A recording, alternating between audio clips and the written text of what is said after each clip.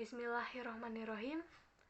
Assalamualaikum warahmatullahi wabarakatuh. Alhamdulillah atas rahmat dan nikmat Allah Subhanahu wa Ta'ala, kita semua dipertemukan kembali dalam kesempatan luar biasa di bulan Ramadan ini dalam keadaan sehat walafiat, tak kurang sesuatu apapun. Tak lupa sholawat dan salam kita haturkan kepada Nabi Muhammad SAW. Semoga kita semua termasuk dalam golongan umatnya yang besok di hari kiamat mendapat syafaatnya. Amin. Sebelumnya, izinkan saya untuk memperkenalkan diri. Taruni muda Gia Putri Alfa Melvia, Korso 17 Alfa. Pada kesempatan kali ini, saya akan menyampaikan tentang mengubah hidup dengan Al-Quran. Seperti yang kita tahu, Al-Quran merupakan salah satu mukjizat terbesar Nabi Muhammad SAW. Al-Quran merupakan petunjuk yang diberikan oleh Allah kepada umat manusia. Ketika membeli suatu barang elektronik, kita biasanya diberikan buku petunjuk penggunaan. Penggunaan buku petunjuk barang-barang elektronik tersebut harus dilakukan dengan baik. Salah satu kelebihan penggunaan buku petunjuk adalah barang elektronik yang kita gunakan akan hemat. Selain itu, juga bisa tahan lama dan terpelihara dengan baik. Begitu juga dengan manusia dan kehidupan di dunia ini. Ketika Allah menciptakan manusia, Allah telah memberikan buku petunjuk yang harus dipedomani manusia agar ia tidak tersesat di muka bumi ini. Petunjuk yang Allah berikan kepada kita semua itu adalah Al-Quran. Semua petunjuk-petunjuk kehidupan, baik di dunia, bagaimana menjalaninya, dan bagaimana kita mendapatkan surganya, itu sudah tertulis di Al-Quran.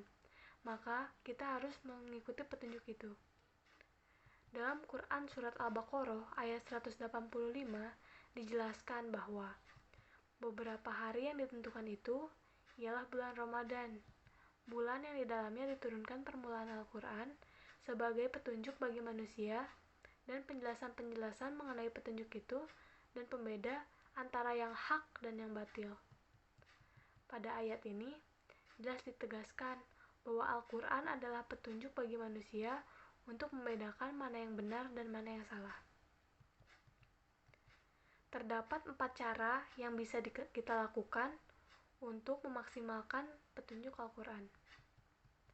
Nah, Al-Quran merupakan panduan utama yang dapat dijadikan sahabat sejati dalam mengarungi kehidupan agar sesuai dengan maksud dan tujuan Allah Subhanahu wa Ta'ala.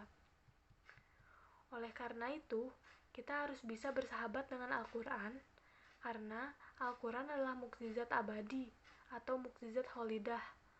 Keberadaannya diyakini sebagaimana kata pepatah, tak lekang oleh panas, tak lapuk oleh hujan, dan akan senantiasa relevan di setiap waktu dan zaman.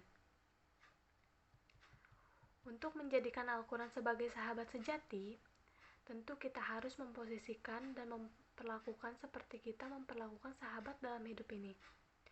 Cara kita memperlakukan sahabat dalam hidup ini seringkali menjadikannya sebagai teman curhat, mendengarkan nasihatnya, mengikuti petuahnya, dan ingin selalu dekat di sisinya.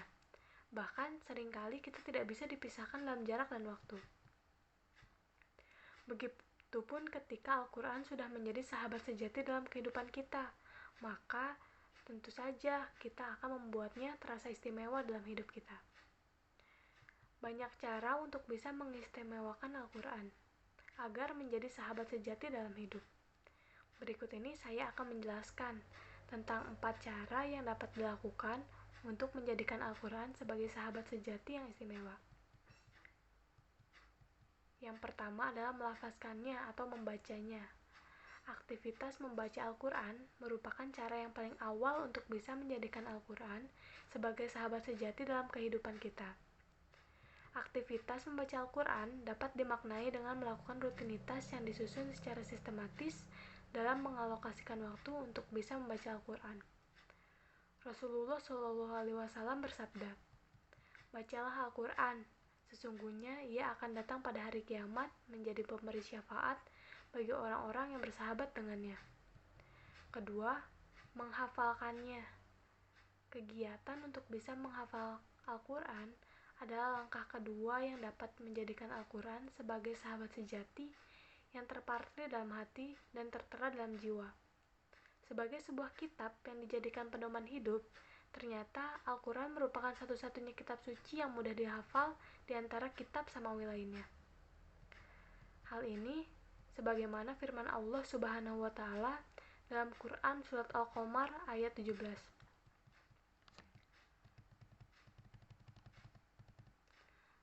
Walaqad yassarnal Qur'ana lidzikri fahal mim mudakir. Dan sesungguhnya telah kami mudahkan Al-Quran untuk pelajaran. Maka adakah orang yang mengambil pelajaran itu? Nah, Allah memberi petunjuk kepada kita bahwa Al-Quran adalah mengandung pelajaran-pelajaran yang harus kita pelajari. Al-Quran mengandung pelajaran yang dapat membantu kita, menuntun kita dalam menjalani kehidupan ini, agar kita dapat memelihara diri kita, agar kita tidak terjerumus dalam hal-hal yang salah, dalam hal-hal yang batil. Ketiga, menadaburinya. Langkah ketiga untuk bisa menjadikan Al-Quran sebagai sahabat sejati dalam kehidupan adalah dengan berusaha untuk memahami dan menadaburinya. Imam Jalaluddin As-Suyuti dalam kitabnya Al-Itqan fi Ulum Al-Quran menuliskan bahwa disunahkan membaca Al-Quran dengan bertadabur atau berusaha merenungkan kandungan maknanya, dan tafahum, berusaha memahami kandungan maknanya. Keempat, mengamalkannya. Langkah pamungkas yang harus dipastikan untuk bisa bersahabat dengan Al-Quran adalah berusaha untuk mengamalkan setiap ayat yang terkandung di dalamnya. Untuk apa kita membacanya jika kita tidak mengamalkannya? Tujuan kita membacanya, tujuan kita melafazkannya adalah agar kita bisa mengamalkan semua petunjuk yang ada di dalam Al-Quran. Mungkin sekian kultum dari saya. Saya pamit undur diri. Wassalamualaikum warahmatullahi wabarakatuh.